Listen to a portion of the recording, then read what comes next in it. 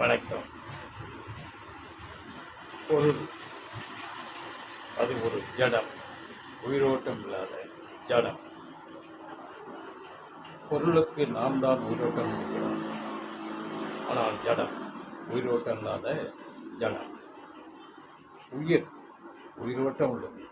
எந்த உயிராக இருந்தாலும் ஓட்டம் உள்ளது. அதை ஜடம் இல்லை, உயிரோட்டம் உள்ளது.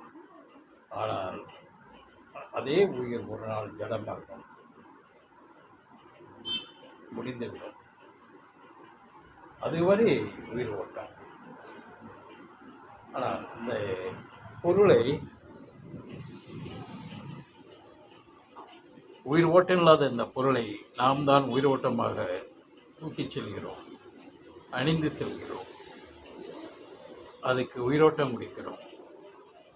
அதை வைத்துக்கொண்டு பெருமைப்படுகிறோம், அதை வைத்துக்கொண்டு ஆனந்த கூத்தாடுகிறோம்.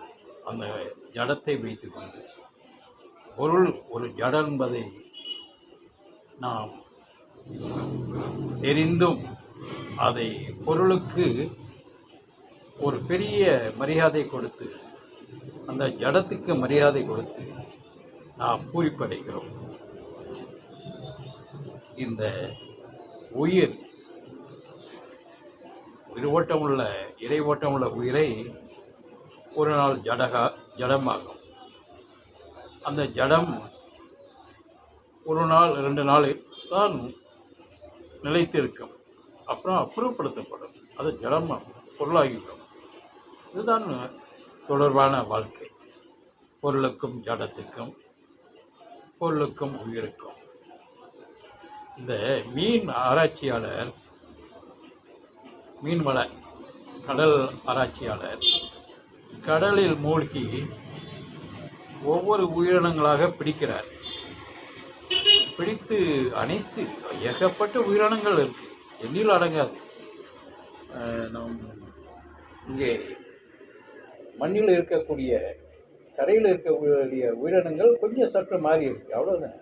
ஆனால் உயிரினங்கள், இதே உயிரினங்கள் அங்கே கடலில் இருக்கிறது. அதை பிடித்து காட்சி பொருளாக காட்டுகிறார், உயிரினங்களை காட்டுகிறார். ஆனால் விலை மதிக்க முடியாத முத்துக்கள், இந்த பச்சை கலர்களாகவும் புஷ்பராகவும் அப்படி முத்துக்கள், விலை மதிக்கத்தக்க மதிப்பிட முடியாத முத்துக்கள் இருக்குது. அதை அவர் கண்டுகொள்வதே இல்லை.